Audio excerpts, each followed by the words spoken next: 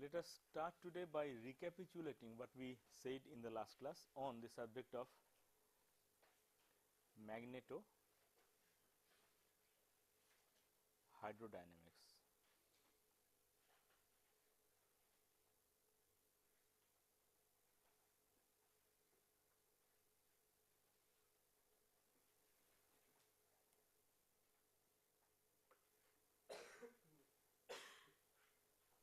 So, it was the topic of magnetohydrodynamic power generation, in which the basic idea is that you have a hot gas created by burning of some gaseous or liquid fuel. That gas will be assumed to be in the plasma state, which means that most of the molecules will have the electrons stripped off, so that you have ions and the electrons separately. That is the definition of the plasma. And normally in a gas that has been heated up by the usual fuels, you normally cannot reach that then kind of temperature that will make it plasma. So, the conductivity is artificially boosted by what is known as seeding. That means, you inject a bit of potassium and cesium, which adds to the level of ionization, so that you ultimately have a reasonable amount of conductivity in the gas. So, the idea is that you will have a channel, and through that gas will flow, and you put a magnetic field in this direction, so that this magnetic field will deflect the electrons and the ions to the two sides, where there will be electrodes, and the electrons will be deflected in one direction, the ions will be reflected in the other direction. In any case, the net result will be there will be voltage difference produced between the two electrodes, and if you connect a external load, then a current will flow. Neat theory. But ultimately, when you actually want to make it, there are certain scientific niceties that we have to understand, and that is what we concerned ourselves with in the last class. The first thing is that naively one would assume that the electrons, for example, will be deflected this way and it will reach, right. But that is somewhat a naive assumption, because it does not really happen so.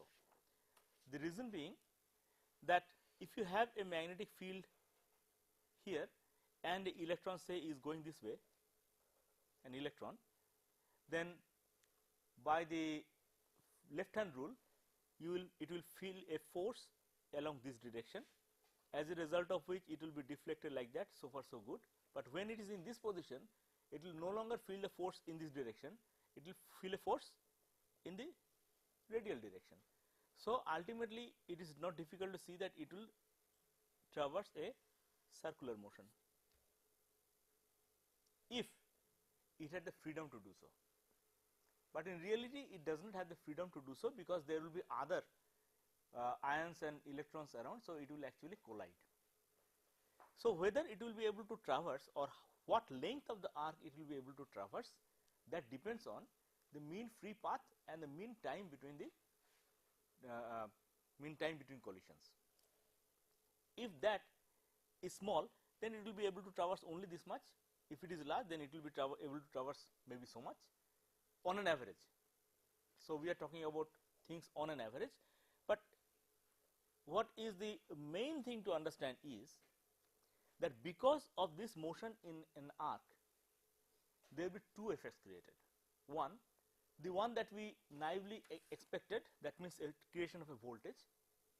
That is because the electrons are deflected this way, which means there is a component of the velocity this way, right, and that is creating the voltage difference.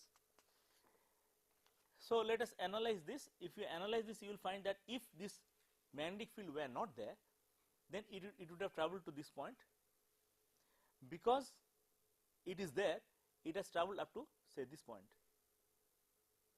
So, it has moved in the y direction. Y direction means this is assumed to the y direction, with this assumed to the direction of the flow of the plasma is the x direction and there is the y direction, and this is the z direction in which the magnetic field is there.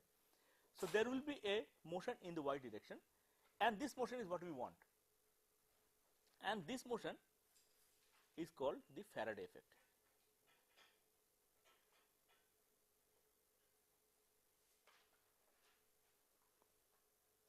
But in addition to that, there will be another motion, that is, if there were no magnetic field, it would have traveled to this extent, but because of the magnetic field in the x direction, it has traveled only up to this extent, which means that the charged particles are sort of falling back from the rest of the plasma. So, if you imagine yourself moving at the speed of the plasma, that means you imagine yourself in the frame of reference of the plasma, you will see the electrons falling back. Electrons falling back means a current in that direction. Say the plasma is flowing in this direction, and you see the electrons falling back. Electrons falling back means effectively a current, in the direction opposite to the falling back of the electrons. Okay. So, there will be a current that is represented by this amount, the falling back. Yes. Sir, but won't it come back in that direction, because if we are following a circle? No, it is not ultimately following a circle. It is following up an arc, and after that it is undergoing a collision, and again it is starting another arc. So, it is not really going round and round and round. In that case, nothing will happen. This part is the Hall effect. That is what we discussed in the last class, that this part is the Hall effect, which will be seen as a voltage that is generated in x direction, which we initially did not anticipate. So, there will be a voltage generated in x and the y directions, there will be currents in the x and the y directions. Okay. And when we talk about this kind of motion, there will of course be some kind of a angular velocity, right, and we have shown that the angular velocity is given by omega is given by z e b by m. E is the electronic charge, z is the number of electronic charge that are there in that particle. So, if it is an electron, z is 1, if it is some other ion, z could be a number, okay, and b is the magnetic field, m is the mass of that particle. So, that was the omega. In addition to that, we will have to consider, in order to quantify the extent to which it moves before it undergoes a collision. What will it be dependent on? The mean time between the collisions. So, that is tau. The larger the omega, the larger it will move before collisions, and the larger the tau, the larger extent it will move. So, this whole thing, how much does it move before the next collision, that is quantified by omega tau, which we had written as beta, just to shorten the notation. So, this omega tau is the quantity that we are now concerning ourselves with, and if this radius is r l, then we had written that omega tau is lambda by r l, where lambda is the mean free path.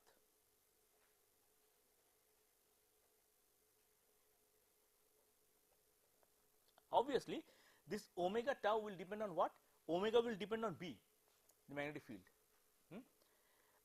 Other things remaining more or less, m of the electron is known, E of the electron is known, Z of the electron is known. So, what is the variable thing? B. So, omega will depend on B, and what will tau depend on? The mean time between collisions. How many particles are there in unit volume? And that will obviously depend on the pressure. So, if the pressure is low and the magnetic field is high, you will expect this beta term to be high. If the pressure is high and the magnetic field is low, then you would expect the beta term to be low. Okay. Now, let us see what kind of complication does it lead to.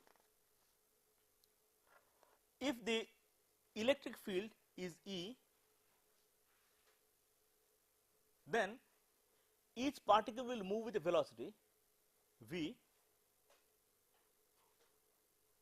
that is equal to minus mobility times E vector. If it is electron, then the actual movement is on the opposite direction, so you have got the minus sign. Okay. Now, from this we were able to write that the current vector, current density vector, because here the current will not make sense all that much, because the current that is flowing through unit area, the current density, that is given by some term times, and this is nothing but your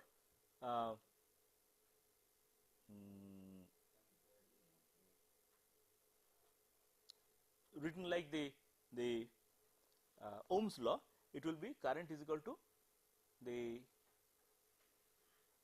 conductivity times this. So, here it is the conductivity.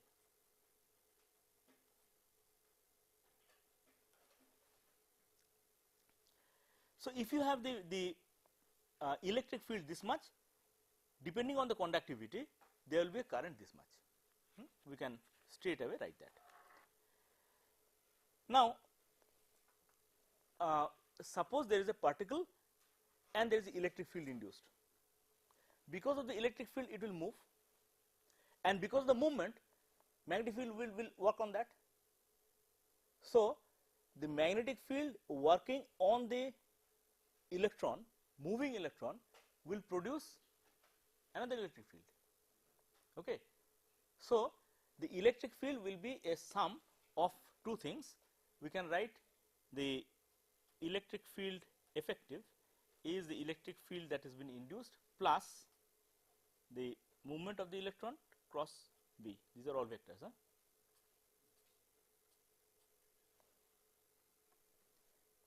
So, because of the electric field E, the electron moved with a velocity VE, and because of that a V cross B electric field was additionally induced. So, the effective electric field will be this much. That was the logic. And on the basis of that, we had argued that there will be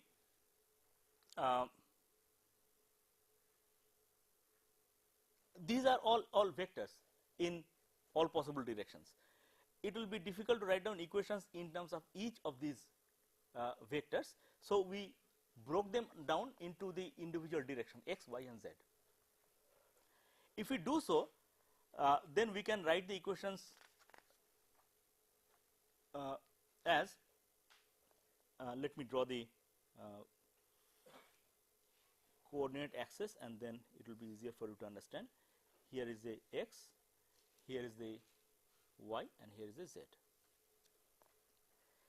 Because of the Ex, there will be a Ex, and the V in the x direction, B in the z direction. Okay. If there is a component of the velocity in the x direction Vx, because of the B, there will be a additional voltage induced that would be in which direction? V cross B, V cross B, it will be in the y direction. That will be Vx cross B. Similarly, if there is a velocity component in the in the y direction, what will be the result? Vy cross B, in which direction will it work? This was the B direction, remember. Vx, Vy cross B, that direction. So, this will be the direction of Vy cross B, right? And nothing will really happen in the z direction, because any motion in the z direction will be unaffected by the magnetic field. Based on this, we can write V in the x direction, resultant V will be minus mu of the E, which will now be Ex minus Vy cross B, Ex minus Vy cross B. Now we are writing in scalar terms, so that it is easier for you to us to manipulate. Vy is minus mu, it will be there was a Ey in this direction, Ey plus Vx plus.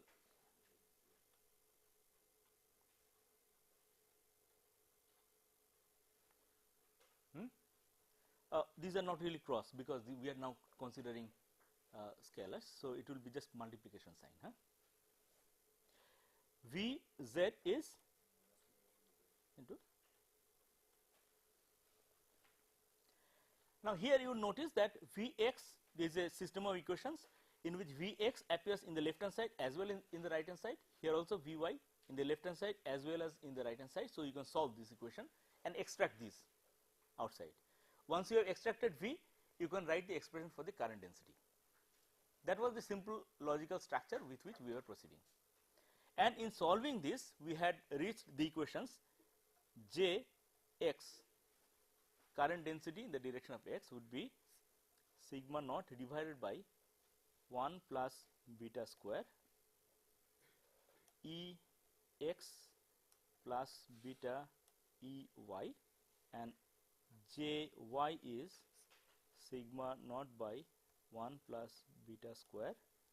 I am not doing this proofs all over again. You can easily do that on your own.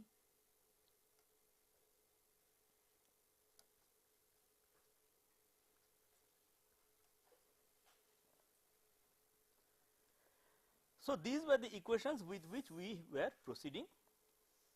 Notice that here is the currents and here are the voltages. So it is sort of a representing the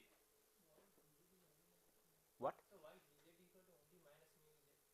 Because the because the other terms are not affected. Because if there is electric field along Z direction, electron is flowing.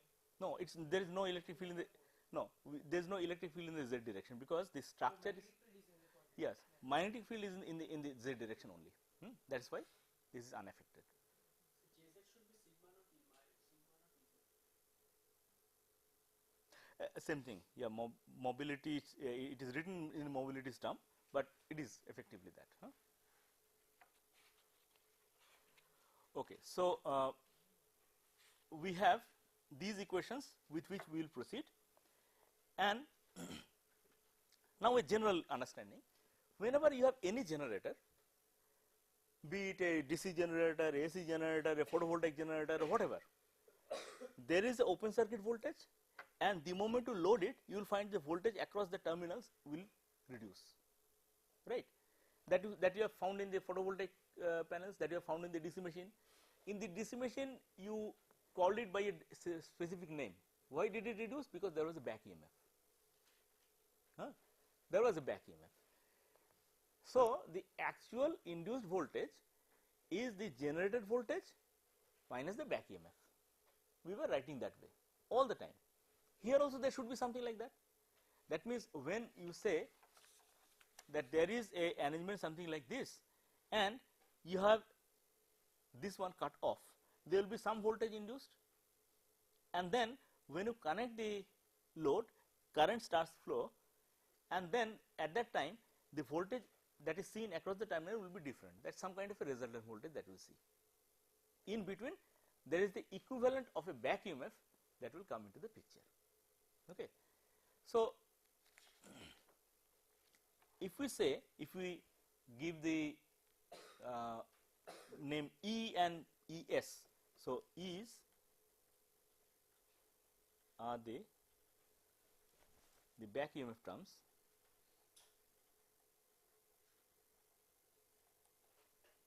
and ES are the resultant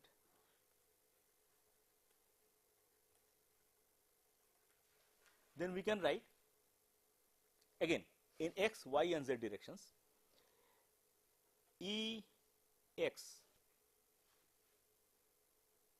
is the back EMF in the x direction. Since the current is in the y direction, so therefore we are the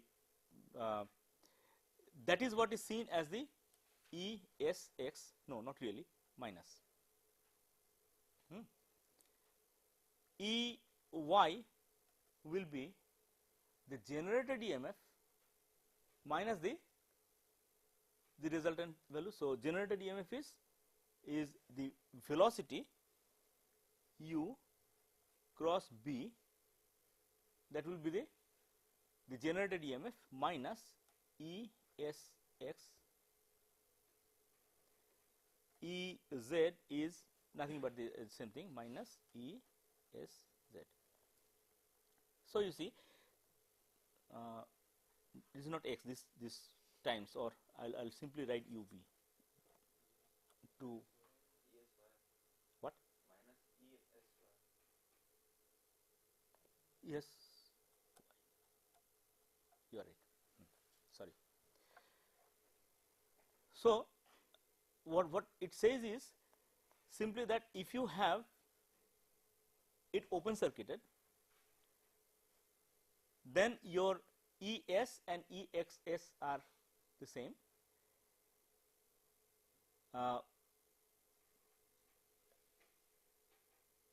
Then the back EMF EY, ESY, okay, consider the situation when the output is shorted and output is opened.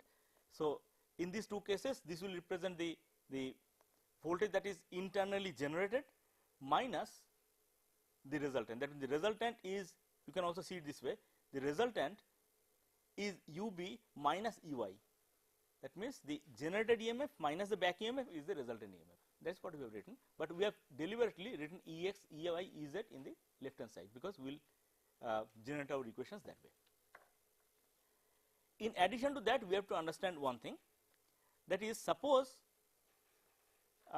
this one generates a particular voltage when open circuited and another voltage when closed circuited, then how much is the loading? How do you quantify that? Simply by the voltage when it is closed circuited divided by the voltage when it is open circuited. That will represent the loading, extent of loading.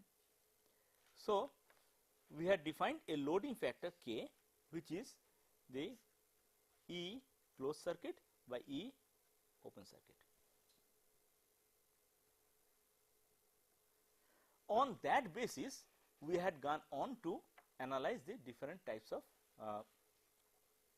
MHD generators. Let us go ahead.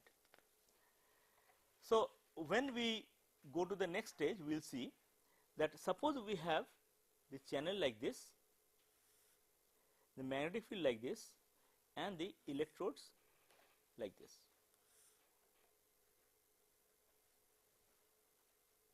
Okay. So it's flowing like that.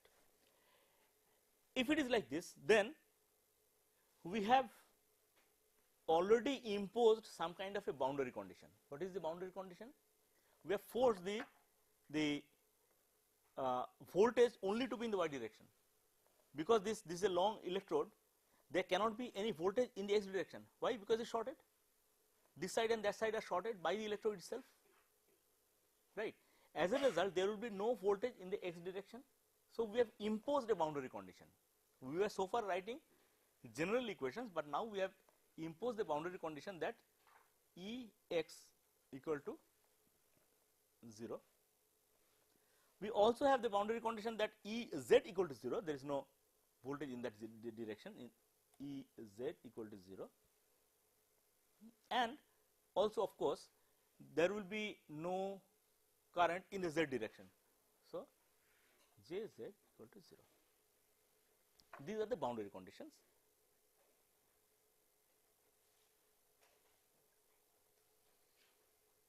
That we have imposed by having the electrode structure like this. The result of forcing the voltage to be in the y direction would be that the current will not be in the y direction.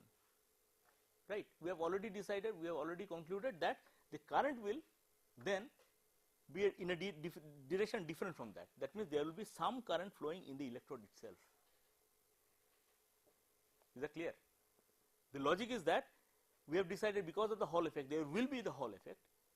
Here we are seeing the Faraday effect, but there will be the Hall effect in that direction. But still we have forced the voltages to be the same, as a result there will be current in this direction. Current will be in the, not in this direction, but in somewhat this direction. What is the meaning of current being this direction? The resultant current being this direction, current will flow like this, that will flow out through the outside circuit, but there will be additional current flowing through the electrodes, that will be loss. Let us quantify this. In quantifying this, we had said that E S Y is now it will not exactly be UB. Why? Because of the this factor, because of this factor, your open circuit voltage was UB. So closed circuit voltage, the voltage that is ultimately imposed will be K times UB. So it will be times K. U is the velocity and B is the magnetic field. K is the loading factor. So E Y will be by this UB minus K UB, which is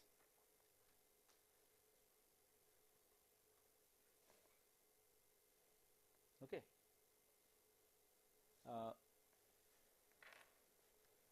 And you have your E x is 0.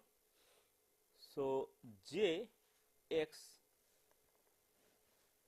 we have already written down that is this. So we just write down here sigma naught 1 plus beta square by here Ex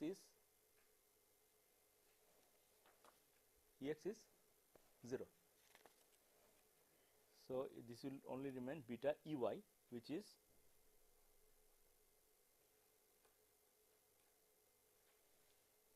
okay.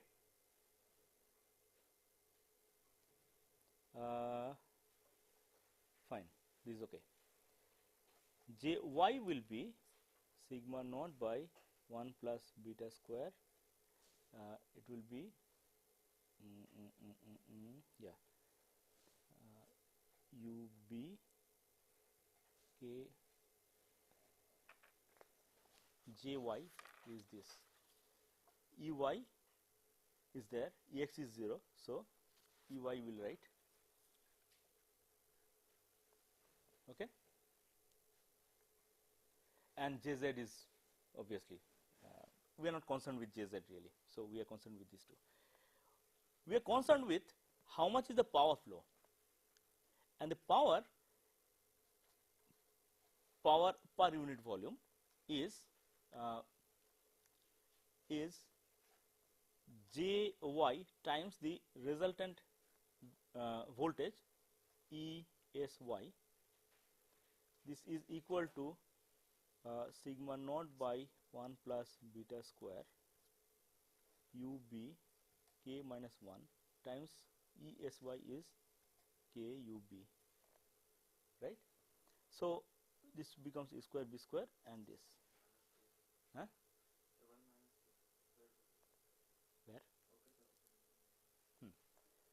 Where? So now we had proceeded to find out for what value of K does the power maximize, and if you just differentiate this term with respect to K, you will find that it maximizes at K is equal to 0.5.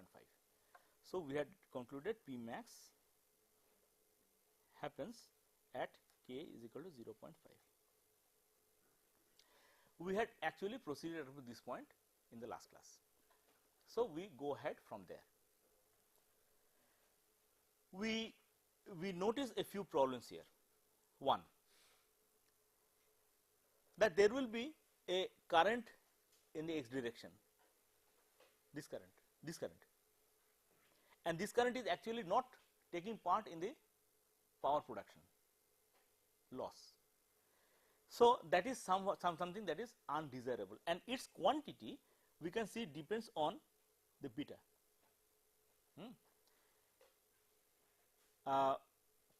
So, we conclude that for situations where the Hall effect is large, this generator will not perform very efficiently because of this term, because this see, the conceptually it is like this, the voltage is like this, but the current is like that, only this component of the current is taking part in the power. So much this is removed, the angle that will determine how efficient it is, and the angle depends on beta. Clear? The larger the beta, the larger the angle, and therefore this generator will not work efficiently for large beta. Just recall what caused the large beta, the large magnetic field, okay. But the large magnetic field was also necessary to produce a large Faraday effect. So, we come into sort of a situation where we need something, we need a high beta, a high magnetic field B, and the moment we do that, we find the Hall effect is increasing. Okay. So, that is something undesirable, but we will later see that effect we can overcome by some other means. But is that clear? Now, this configuration of the generator is called the continuous electrode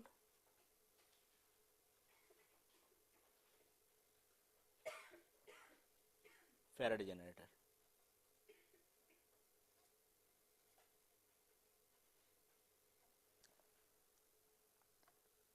Good.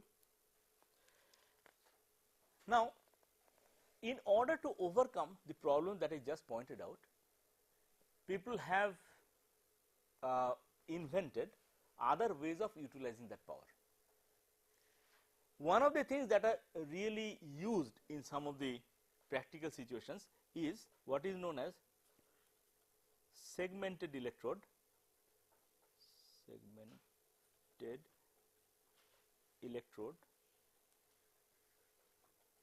Faraday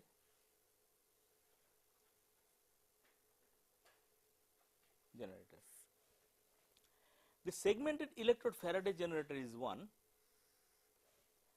in which this is the flow direction, this is the magnetic field, these are all right, but in order to avoid the flow of the current in the x direction, we break up the electrode into a number of separate electrodes like this.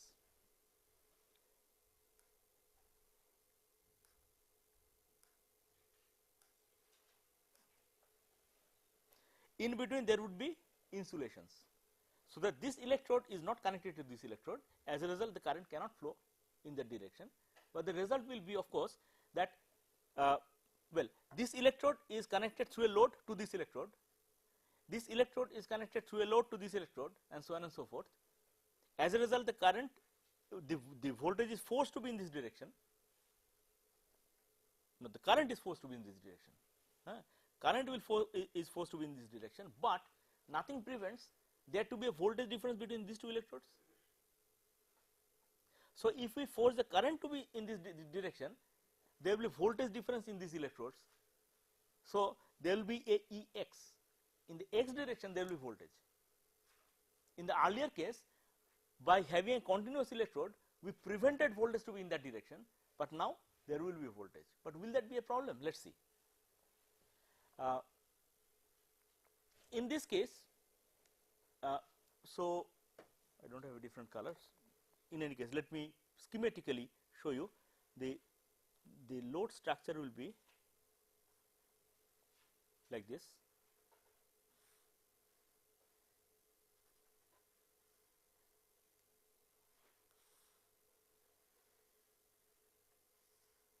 And so on and so forth.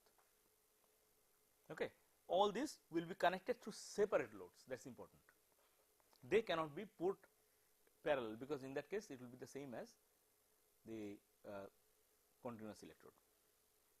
In that case, what have we done? What is different theoretically between this configuration and the earlier configuration. Here the boundary conditions is that Jx is 0,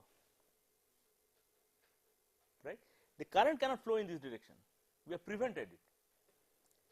Of course, Jz is also 0. What about the voltages?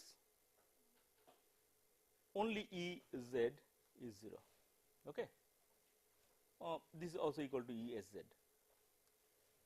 but the other two things are 0. Ex remains, Ey remains, Jy remains. So let us see now how the equations will be like.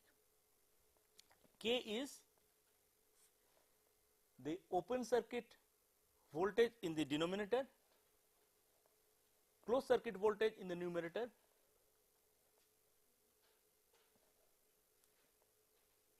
okay. So that is the definition of K in this case.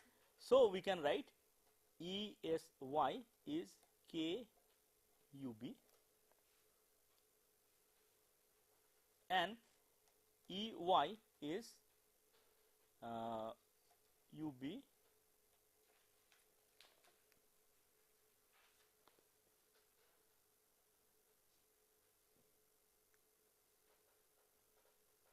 okay.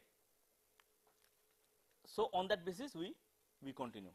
Now we can write the equation for this. Let us see what it leads to. Here that is Jx, which should be equal to 0, right. So let us write it. Jx equal to sigma naught divided by 1 plus beta square Ex plus Ey beta, this is equal to 0, okay. This will be equal to 0 when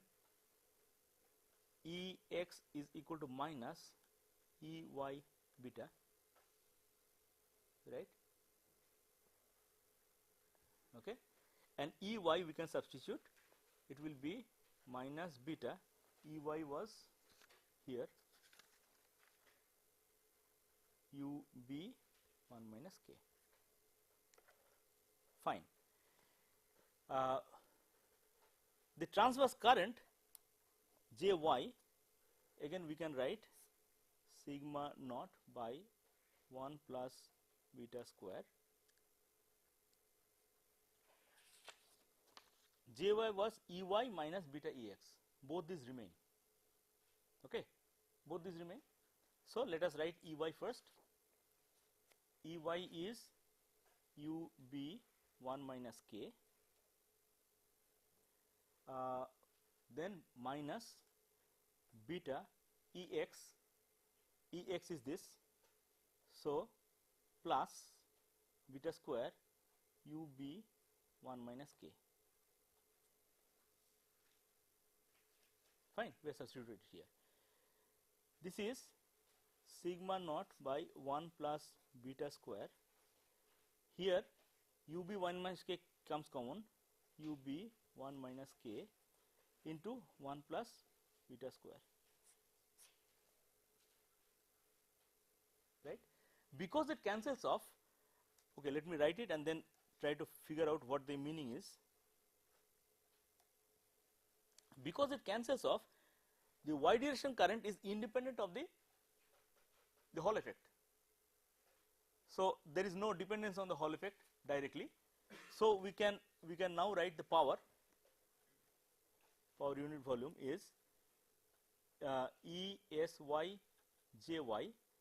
ESY was in our case KUB. Now Jy was sigma naught UB, so it becomes square into 1 minus K. This is also independent of beta. The power generation is then independent of the Hall effect. So that is the major advantage of the segmented electrode Faraday generator, that independent of the Hall effect you generate the power, and that is why this configuration has the maximum power output out of all possible generator configurations. Is that clear? But you can still see some elementary problems with this. There will be a multiplicity of loads. Each opposite pair of electrodes will have to be connected to separate loads, right? Now that can apparently look like a hurdle. For example, here there will be one light, here there will be another light or a fan, here there will be another something. So obviously that will be a problematic arrangement. No, not really, because all these are essentially like separate DC generators, right? And nowadays you have the power electronic converters available by which all these different voltages, all these will be at different voltages. All these different voltages can be converted to a single DC voltage, and then that can be converted to AC voltage to be fed into the line. So from here, the way I have shown, really this is not the actual configuration that is used. These are individually connected to separate DC to DC converters, each converting it to a single DC voltage to be connected parallelly, and then we convert it to, we either use the DC voltage for some purpose where DC is the required input, or we simply feed it to the line by converting it into AC by an inverter.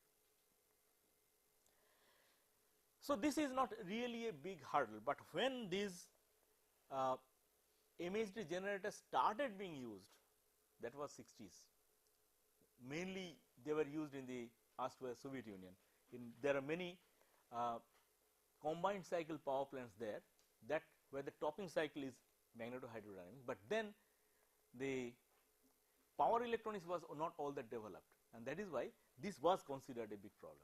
That is why many of these are still in the continuous electrode Faraday generator mode.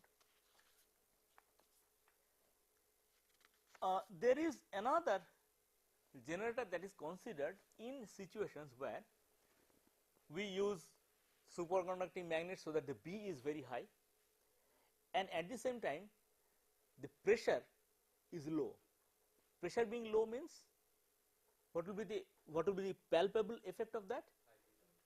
High beta. That means the tau, the mean time between collisions will be large, so it will be high beta. So if you have deliberately created a high beta, then people thought, why not use the Hall effect and not the Faraday effect, because the Hall effect will be then larger than the Faraday effect, right? And that is why another configuration of generators is in use, that is called the Hall generator.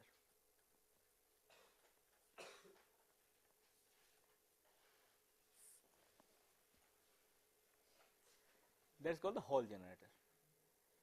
It is not difficult to figure out the structure of the Hall generator, because here there will be this channel and there will be the separate electrodes, remember.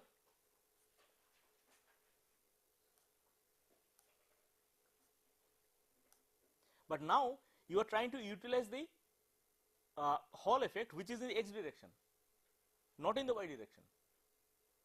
So what you do is, these are shorted, bringing the x voltage to 0, y voltage to 0. As a result, there will be a voltage gradient here, and you can then connect a load like this. So that is the configuration of the Hall generator.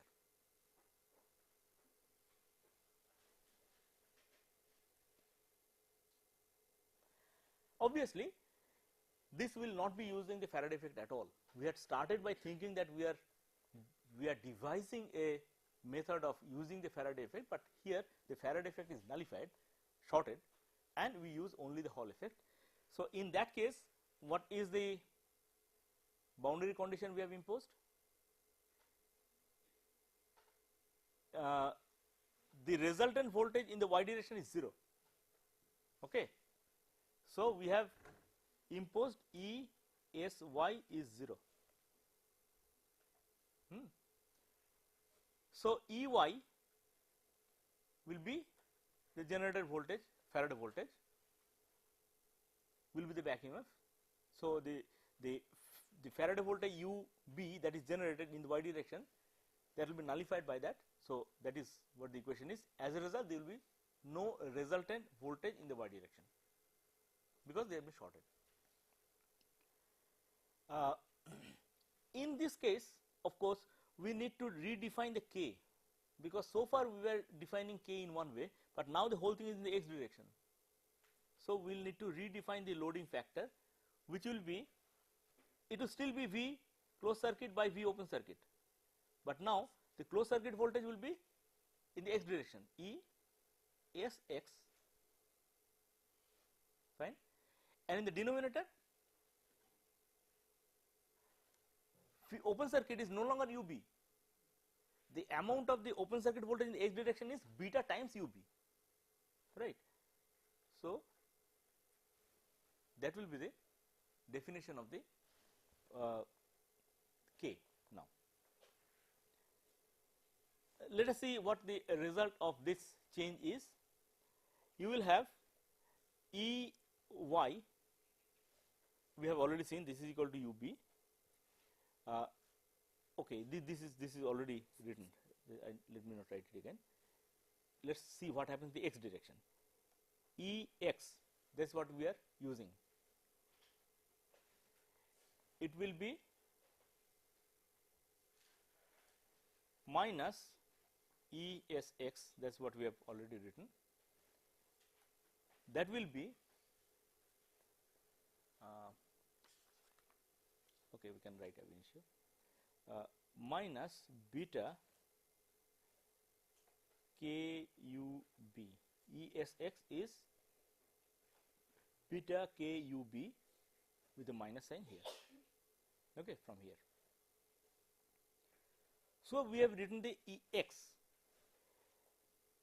What will be the J x and J y? X direction current will be there, y direction current, yes, will be there because we have shorted it. So, there will be x direction current J x, it will be, we can write the equation that we have already written, 1 plus beta square. Now, here J x is this E x plus beta E y, which we will substitute.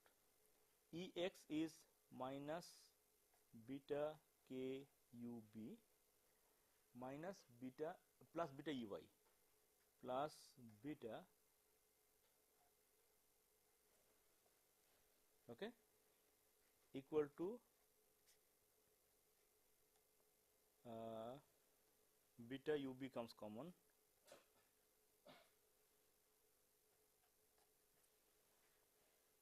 right. So, that is the x direction current. Y direction current will be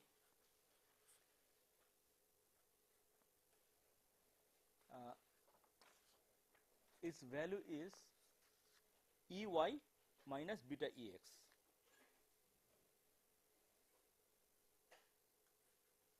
E y is U b beta E x, beta E x, E x is this, okay, that would be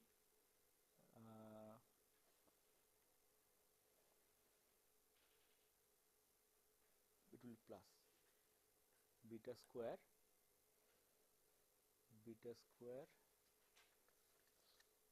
beta k u b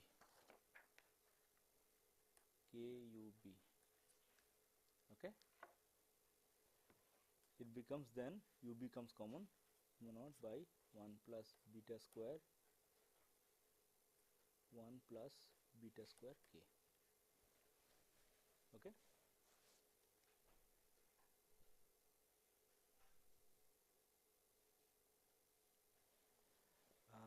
It was minus and then minus, it's okay, fine.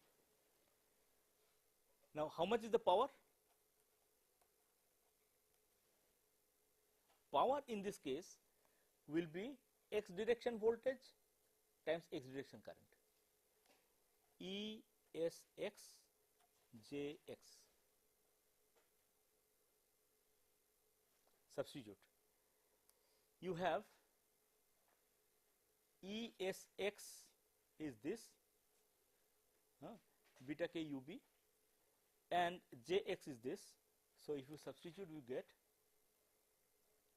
sigma naught by 1 plus beta square beta UB 1 minus k, right? Yes, 1 minus k, again beta k UB is equal to sigma naught 1 plus beta square times again beta square u square b square k is there. So you notice this term beta square by 1 plus beta square tells that the higher the beta, the higher the power output of this case. This term tells that in this case also the power maximizes at k is equal to 0.5. So this configuration, this generator configuration would be used mainly in the cases where you have the channel operating at a low pressure near vacuum pressure and the B is very large. In fact, these have also been used progressively. The advantage is that there is only one load. So how would you picture this whole idea of MHD being actually applied in practice? These can be applied firstly if you have some kind of a gaseous fuel, which we have. The Bombay High produces a lot of methane, and methane can be used as a raw material or the fuel for this kind of a system. We can also have coal converted into gaseous fuel by the coal gasification techniques that we have already learned in this course. Then all the impurities are taken off. That means after the gaseous fuel is produced, that is cleaned, so that what flows through this is not the unclean coal flue gas, but rather a gaseous fuel burning, which is a clean gaseous fuel. So the arrangement would be something like this. There would be a combustion chamber. From here there would be this nozzle like thing coming out. So far we are drawing as if it is a parallel channel, but it is not really so, because it has to flow at a high velocity, and high velocity is produced always in a nozzle like situation. So it is like this, not really like this, it is like this. It sort of tapers inwards for some length and then it goes out, and all these are then covered by the segmented electrodes.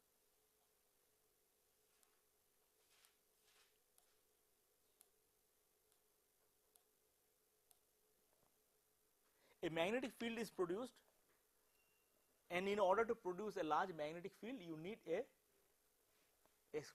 for example, the kind of magnetic field that when one pictures in this situation would be like 4 to 6 Tesla, and for that a normal magnet will be out of question, because the magnetic field is proportional to the current and the I square R loss is also proportional to the current square. So there will be a lot of loss unless it is superconducting. So these are mostly pictured with superconducting magnets.